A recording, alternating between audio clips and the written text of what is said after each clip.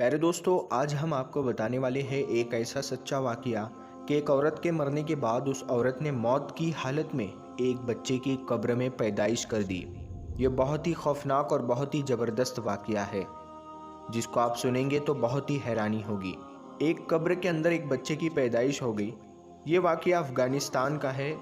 एक शख्स Saudi Arabia में रहता था और उसकी बीवी अफ़गानिस्तान में रहा करती थी। उसका शौहर हमेशा साल में 1 या 2 बार आया करता था। एक मर्तबा ऐसा हुआ जब वो अफ़गानिस्तान आया अपनी बीवी के पास और वापस जाने के लिए घर से निकलता तो सूरह यासीन पढ़कर घर से निकला करता था और उसका यही मामूल हुआ करता था। दोस्तों, बहुत मुद्दत गुजर जाती है और उसको औलाद नहीं होती, यानी कुछ साल गुजर जाता है, उसके बाद भी उसे कोई औलाद नहीं होती। एक दिन वो सऊदी अरेबिया से अपने काम से छुट्टी लेके अफ़गानिस्तान अपने घर वापस आया। कुछ दिन वो वहीं रहा तो अल्लाह के फजलो करम से उसको खुशखबरी मिली कि उसे औलाद होने वाली है। औलाद के होने की खुशी में वो झूम उठता है और अल्लाह का शुक्र अदा करता है और कहता है कि ऐ अल्लाह, सही सलामत रखना, मेरी औलाद को सही सलामत रखना। और वो कहता है कि ऐ अल्लाह, ये बच्चा यानी ये हमल मैं तेरे पास अमानत के तौर पर देता हूँ, इसकी हिफाजत करना। तो कुछ दिन में उसे वापस लौटना होता है तो वो सफ़र के लिए घर से बाहर निकलने लगता है और अपनी बीवी से मोहब्बत का इजहार करते हुए ये दुआ करता है कि ऐ अल्लाह, जो मेरी औलाद होने वाली है तो उसकी हिफाजत करना, मैंने इसे तेरी अमानत में दे दिया। और वो चला जाता है। चंद दिन बीतने के बाद इत्तेफाक से उसकी हामिला बीवी का इंतकाल हो जाता है। फिर वो रोता रोता वहाँ से अपने घर आता है। जब बहुत ही गमगीन होता है, बहुत रोता है, बहुत मुद्दतों से उसे औलाद होने वाली थी, तभी उसकी बीवी का इंतकाल हो जाता है। बहुत परेशान होते होते बहुत बेचैन हो जाता है। उसके बाद उसकी बीवी को दफना दिया जाता है। कुछ महीने गुजरने के बाद कब्र से बच्चे के रोने की आवाज़ें आती है।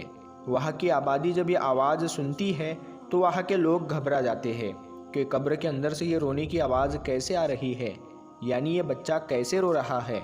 यानी जो औरत इंतकाल कर गई थी वो हामिला थी, तो फिर ये बच्चे के रोने की आवाज़ कहाँ से आ रही है। गांव वाले बहुत परेशान हो गए और डर गए। लोगों ने बहुत दुआएं मांगी, फिर भी कुछ असर नहीं हुआ। उसके बाद वो वहाँ के इमाम को बुलाकर ले आते हैं और सारा मामला सुनाते हैं कि कब्र से बच्चे के रोने की आवाज़ें आती है। इमाम साहब जब कब्र के करीब जाते हैं तो वाकई में कब्र से रोने की आवाज़ें आती है। इमाम साहब ने कहा कि कुछ देर तक हम यहाँ रुक जाते हैं और देखते हैं कि कितनी देर तक आवाज़ें आती है। बच्चे की आवाज़ आती ही रहती है। लगभग 2 दिन गुजर गए और इमाम साहब ने हुक्म दिया कि कब्र को खोदा जाए। कब्र को जैसे ही खोदा गया तो देखा गया कि एक छोटा सा बच्चा, नन्हा सा बच्चा कब्र के अंदर अपनी माँ के सीने से लिपट कर रो रहा है। नाजरीन, ये देखकर लोग बहुत ही परेशान हुए, हैरान हुए कि ये मामला क्या है। एक कब्र जो बंद थी उसमें एक बच्चा कैसे, वो भी जिंदा। उसके बाद बच्चे को उठाया गया और उस बच्चे के बाप के हवाले किया गया। बाप बच्चे को घर ले गया और रोते रोते दुआ करता, ऐ मेरे अल्लाह, मुझे आज पता चल गया कि तू बहुत ही करीम है। मैंने जो दुआ की थी, मैंने तुझे अमानत के तौर पर यह बच्चा दिया था, तूने इसकी हिफाजत की। ऐ अल्लाह, तूने बच्चे की हिफाजत की है। ऐ अल्लाह, जब तुम इस बच्चे को अपनी हिफाजत में रख सकते हो तो इसकी माँ को मौत क्यों दे दी।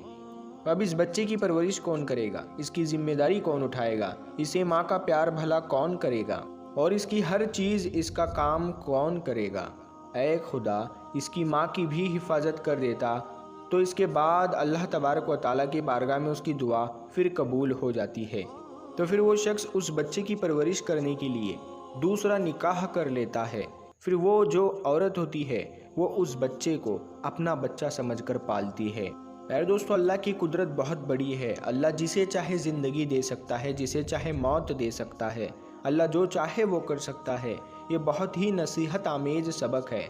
प्यारे दोस्तों, हमें कहीं भी और कभी भी कहीं पर भी जाना पड़े तो अल्लाह की बारगाह में कुछ पढ़ कर, दुआ मांग कर सफ़र पर रवाना हो जाया करे, तो उससे आपकी हिफाजत और आपके घर वालों की हिफाजत होती रहेगी। ये वाक़या बहुत ही अच्छा है। अगर आपको पसंद आया तो लाइक कीजिए और कमेंट में अल्लाहु अकबर ज़रूर लिखें। इस वीडियो को आगे ज़रूर शेयर करें।